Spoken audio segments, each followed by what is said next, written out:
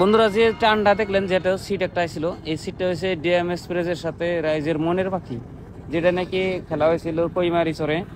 ওই কৈমারিচরে খেলা হওয়ার এটা প্রথম দিন ছিল, কিন্তু দ্বিতীয় দিন আর রাইজের মনের পাখি খেলিয়াছিল না, খেলাতে পারছিল না, কারণ না ওরা ডুবে গেছিল।